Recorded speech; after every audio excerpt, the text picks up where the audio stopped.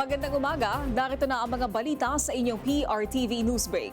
Pinalalakas pa ng Pilipinas at ng Vietnam ang diplomatikong ugnayan matapos magkasundo ang dalawang bansa na bumuo ng mekanismo para sa long-term rice trade upang matiyak ang matatag na supply ng pagkain sa rehiyon.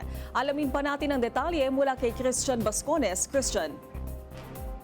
Naomi, nagkasundo sina Pangulong Ferdinand R. Marcos Jr. at bagong halal na Prime Minister ng Vietnam na si Lee Min-hung na magtatag ng pangmatagalang mekanismo na sa kalakalan ng bigas upang masiguro ang matatag na supply at mapalakas pa ang kooperasyon sa food security ng dalawang bansa.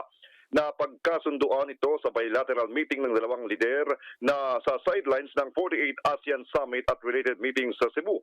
Ayon sa Presidential Communications Office o PCO, tinatalakay rin ni Marcos at ang mga pagpapalawak ng kooperasyon laban sa transnational crimes tulad ng mga scam hub at human trafficking. Kasama rin sa pinag-usapan ang pagpapatibay ng ugnayan ng Pilipinas at Vietnam sa larangan ng turismo at ekonomiya. Binigyang diin ng dalawang lider ang kahalagahan ng pagdiriwang ng ika-50 taon ng diplomatikong ugnayan ng Pilipinas at Vietnam na inaasahang magbubukas ng mas malawak na kooperasyon sa kalakalan at pamumuhunan. Binati rin ni Marcos si Hung sa pag-upo nito bilang bagong Prime Minister ng Vietnam at welcome ito, aniya, sa una nitong pagdalo sa ASEAN Summit. Mas maaga namang dumalo si Marcos sa BIMP Yaga Summit kung saan binigyang diin nito ang mga programang nakakatulong sa paglikha ng kabuhayan, pagpapalakas ng connectivity at pagpapalawak ng mga oportunidad sa mga growth area sa riyon. Samantala, nagsilbi bilang tulay si Pangulong Marcos Jr. sa pagkakamayan ni Cambodian Prime Minister Hun Manet at Thai Prime Minister Anutin Charnvirakul sa gilid o sa sidelines ng 48th ASEAN Summit pa rin bilang bahagi ng pagsisikap ng Pilipinas na pahupain ang tensyon sa alitan sa hangganan ng Thailand at o sa mismong border ng Thailand at Cambodia. Nagkasundo ang magkabilang panig na ipagpatuloy ang dialogo at pagpapatibay ng kapayapaan sa riyon bilang ang Pilipinas ang ASEAN Chair ngayong taon. Yan muna ang ulat mula sa mga aktibidad at sa mga kaganapan sa ASEAN. Balik sa iyo, Naomi. Maraming salamat, Christian Bascones. Iginiit ni Professor Danilo Arao na ang pagkakaaresto kay Peanut Gallery Media Network founder Franco Mabanta ay isang balinaw na issue ng extortion at hindi pag-atake sa malayang pamamahayag. Aniya, ang paghingi o pagtanggap ng pera para hindi ilabas ang isang storya ay labag sa etika ng pamamahayag. Kapansin-pansin din ayon kay Arao ang blanket denial ng PGMN sa mga akusasyon sa kabila ng entrapment operation ng NBI. Ayon kay Arao, hindi sapat ang pagtanggi lang para pagtakpan ng bigat ng mga ebidensya. Tinawag pa niyang peking biktima umano ng press freedom si Mabanta.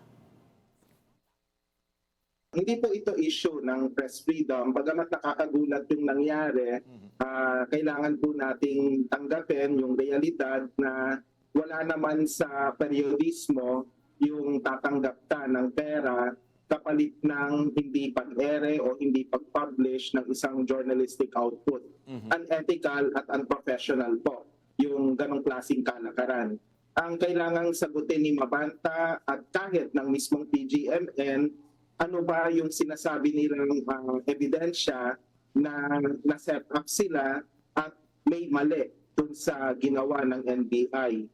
Nabasa ko po yung pahayag ng PGMN at ni Mabanta at blanket denial lamang ang kanilang ginawa po sa pag-handle sa issue. Kaya hindi nila pwedeng sabihin na may pagsikil sa kalayaan sa pamamahayag si Franco peking biktima po. Samantala, dinala na sa NBI detention facility sa Muntinlupa si PGMN founder Franco Mabanta at 4 pang kasama niya. Alamin natin ang latest mula kay Lestor Aler. Lestor? Naomi, kagabi inilipat ng National Bureau of Investigation si Peanut Gallery Media Network founder Franco Mabanta at 4 pang kasama niya sa NBI detention facility sa Muntinlupa City. Bahagi ng legal na proseso ang paglilipat sa kanila matapos maaresto sa isang entrapment operation ng NBI sa Pasig City nitong Martes dahil sa umunoy 300 million pesos extortion kay dating House Speaker Martin Romualdez kapalit ng hindi pagpapalabas ng content na nag-uugnay sa mambabatas sa flood control anomalies. Nakatakdang magpiyansa ngayong araw ang kampo ni Mabanta. Pinabulaanan naman ng kampo niya ang aligasyon. We will file the necessary pleadings in the morning, and hopefully this will all be over soon. No statement to be had. It'll be part of our defense.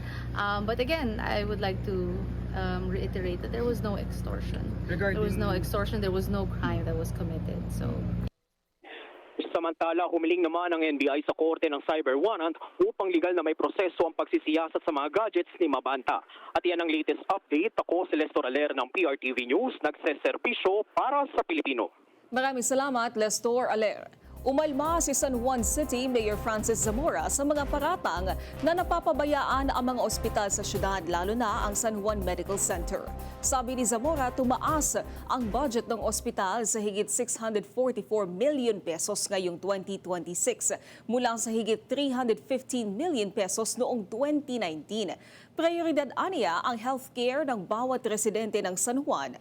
Target din ng LGU na gawing Level 3 hospital at maging nationally recognized Green Medical Center of Excellence ang San Juan Medical Center.